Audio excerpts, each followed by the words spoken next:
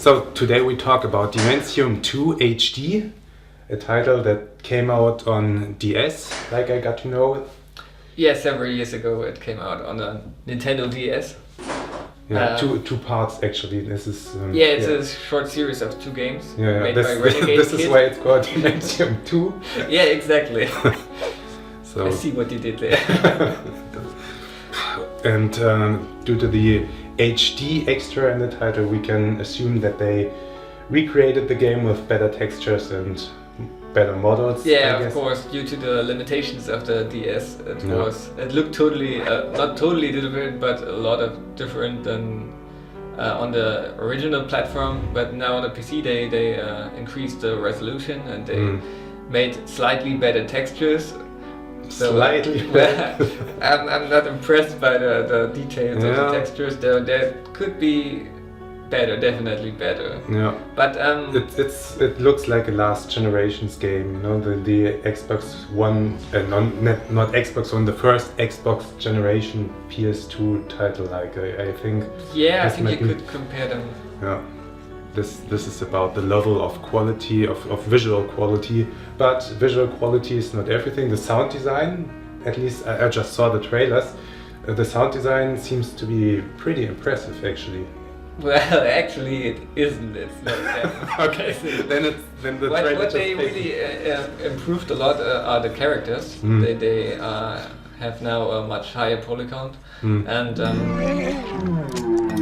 so the lighting is much better too. Yeah. So the lighting is really a thing where they can create with shadows and much better atmosphere than on the original.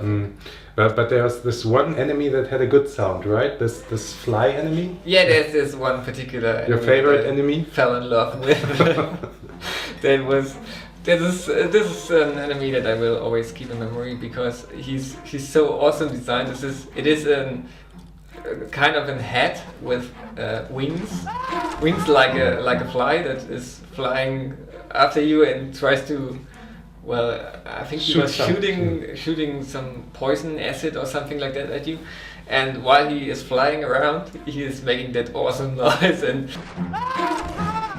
you gotta hear that noise. And then tell me if you had to laugh out loud like I did, or if you were scared. Like I think they intended to make you scared with them, but it didn't work for me. So great slasher horror B-movie. Yeah, it has this B-movie attitude. I'm not sure if they intended to have it in the game, but it has it. And and there are a lot of people out there that actually appreciate that style, the cheesiness. Yeah.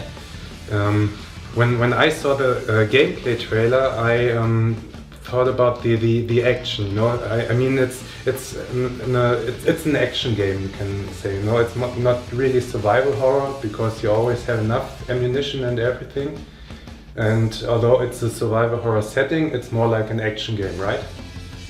Yeah, it has those horror parts and the horror setting, but the focus of the game is more on the action part, fighting against those enemies with melee weapons like knives and hammer and stuff like that. And you also get those pistols. So the first third of the game, I think, you are actually fighting only with those melee weapons because you have a low amount of ammo for your weapons and I think you only get the pistol in the beginning.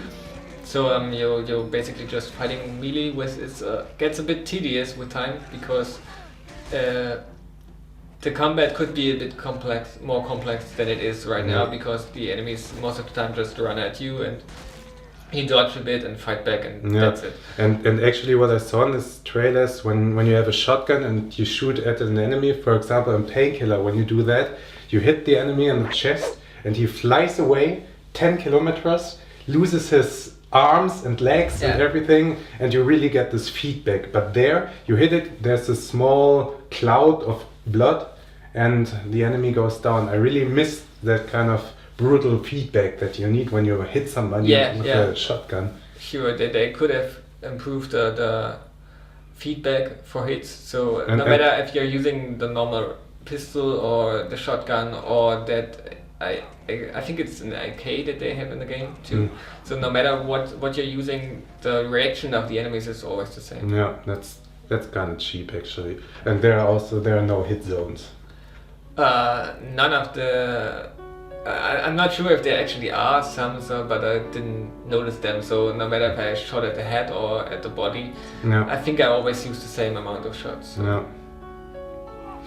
All right. Is there so? After all, can we say that the game is worth a purchase?